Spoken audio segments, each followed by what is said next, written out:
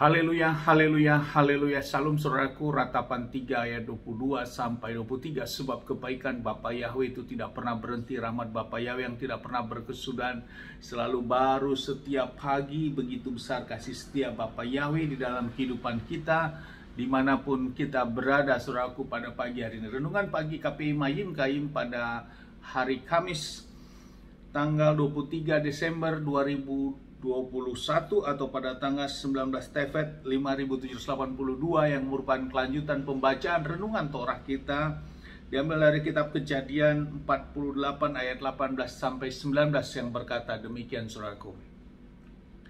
Dan Yusuf berkata kepada ayahnya, "Janganlah demikian ayahku, karena inilah yang sulung, tumpangkanlah tangan kananmu ke atas kepalanya." Tetapi ayahnya menolak dan berkata, "Aku tahu anakku, aku tahu. Ia juga akan menjadi suatu bangsa dan ia juga akan menjadi besar. Namun demikianlah saudaranya yang muda akan menjadi lebih besar daripadanya dan keturunannya akan menjadi banyak bangsa." Saudaraku, perikop yang baru saja kita dengarkan adalah Yakub memberkati Efraim dan Manase. Peristiwa ini saudaraku terjadi saat Yakub sudah usia tua saudaraku. Dan Yusuf mendapat berita bahwa Yakub atau Israel yang sudah diganti nama Israel ini dalam keadaan sakit saudaraku. Dan karena Yusuf yang memang bekerja di istana Firaun dengan kesibukannya mendapat berita itu, dan kemudian Yusuf membawa kedua anaknya saudaraku. Karena Yusuf memiliki dua anak. Anak yang pertama adalah Manase, kemudian namanya Manase, kemudian anak yang kedua adalah Efraim saudaraku. Jadi dua anak laki-laki, dan dia bawa kedua anak laki-lakinya di hadapan Yakub saudaraku. Dan Yakub dalam kondisi sakit di masa tuanya saudaraku. Yakub mengalami mata yang rabun saudaraku, sehingga dia tidak bisa melihat secara fisik. Tentu ini juga mengingat pada saat ayah daripada Yakub ini, Ishak saudaraku, saat dia juga melakukan saat antara Esau dan Yakub ini, papanya juga pada masa tuanya rabun saudaraku, tidak dapat melihat dengan jelas. Nah, saat Yusuf membawa anak-anaknya Manase dan Efraim, kemudian dibawa kepada Yakub saudaraku untuk menerima berkat seperti itu saudaraku, dan menempatkanlah anak yang sulung ini, yaitu Manase, di sebelah kanan daripada tangan Yakub saudaraku. Kemudian Efraim menempatkan di sebelah tangan kirinya daripada Yakub. Maksud daripada Yusuf adalah agar papanya Yakub memberkati cucu-cucunya ini saudaraku, dua cucunya ini, dengan meletakkan tangan kanan Yakub ke tangan kepala Efraim, kepala Manase sebagai anak sulung daripada Esau, kemudian meletakkan tangan kirinya kepada Efraim sebagai anak yang sulung. Namun pada saat melakukan memberkati ini saudaraku, Yakub mengambil sikap menyilangkan tangannya saudaraku. Jadi tangan Yakub disilangkan seperti ini saudaraku untuk memberkatinya. Tadinya harus memberkati Manase yang berada di tangan kanan Yakub, kemudian Efraim yang ada di tangan kiri, karena Manase yang sulung, Efraim yang bungsu saudaraku, atau yang muda.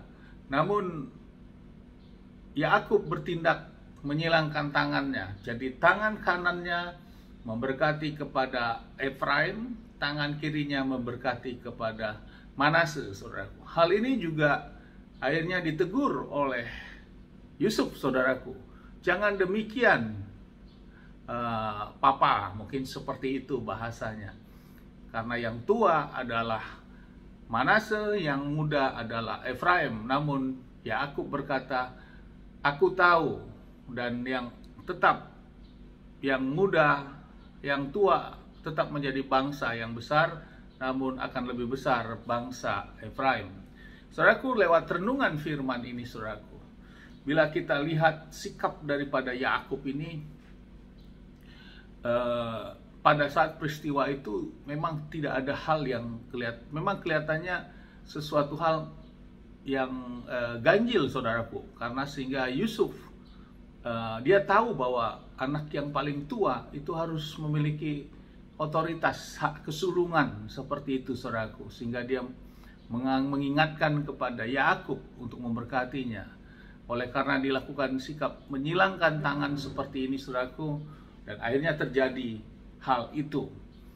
Selanjutnya, saudaraku, bila kita lihat telusurin lebih lanjut, apa yang terjadi tentang kedua anak Yusuf ini, saudaraku?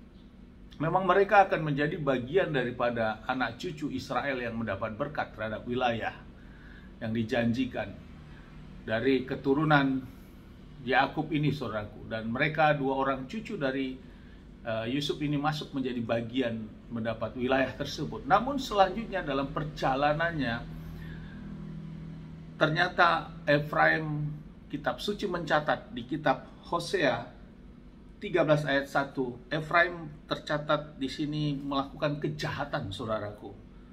Kita lihat di dalam Hosea 13 ayat 1 berkata demikian, ketika Efraim berbicara, orang gemetar, ia ditinggikan di Israel, namun dia bersalah dalam hal Baal dan dia mati. Saudaraku, kehidupan Efraim mengalami bangsa yang besar memang, namun Efraim penyembah datang kepada Baal dan dia mati, saudaraku. Kemudian di dalam kita lari jauh di kitab Wahyu 7, saudaraku. Di Wahyu 7 ayat 4 sampai 8 tentang 144.000 anak cucu Israel, dan di dalamnya nama Efraim hilang, saudaraku, tidak muncul, namun Manasye lah yang ada. Saudaraku, dari catatan kitab suci kita ini, kita dapat melihat bahwa tentang hak kesulungan ini ternyata memang merupakan firman Dafar Elohim. Namun Yakub mengambil sikap menyilangkan tangan untuk memberkati, tidak memiliki dasar, saudaraku, karena bapaknya tidak memerintahkan hal itu. Kemudian tidak ada sikap menjual hak kesulungan secara pribadi oleh Manasye kepada Efraim. Demikian, saudaraku, seperti halnya Yakub yang pada waktu dia diberkati karena dia mendapat berkat karena sudah ada hak kesulungan Esau, kakaknya, yang dijual kepadanya. Dan ini berdampak, saudaraku. Dan terlihatlah pada ujungnya, akhirnya di kitab Wahyu 7 ayat 4-8 nama Efraim tidak tercatat di dalam 144.000 yang dimateraikan Bapa Yahweh, saudaraku. Hal ini berarti dapat kita pahami bahwa memang otoritas hak kesulungan secara pribadi memiliki hak yang besar, saudaraku. Namun sikap Yakub menyilangkan tangan karena bukan perintah Bapa Yahweh, adalah keinginannya sendiri, maka terjadi. Memang awalnya Efraim tetap menjadi bangsa besar di Israel, saudaraku, seperti kitab Hosea tadi katakan. Namun di ujungnya dia menjadi hal yang jahat, saudaraku.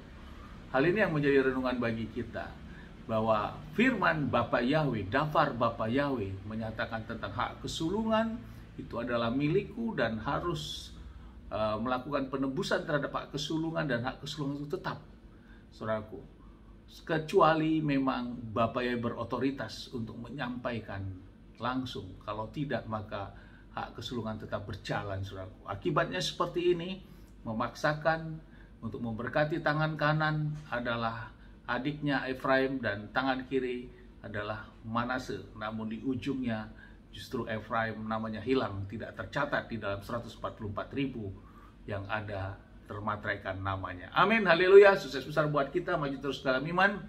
Kayak tempat ini saya berdoa, Bapak yang memberkati, melindungi kita semua dimanapun kita berada. Bapak yang menyinari wajahnya kepada kita, berikan kita kasih karunia. Bapak yang menghadapkan wajahnya kepada kita, berikan kita damai sejahtera. Apapun yang kita kerjakan, lakukan sepanjang hari ini, semuanya menjadi berhasil. Dan kita orang yang percaya kepada Bapa tidak dipermalukan dan hidup kita diberkati. Amin, haleluya. Shalom saudaraku.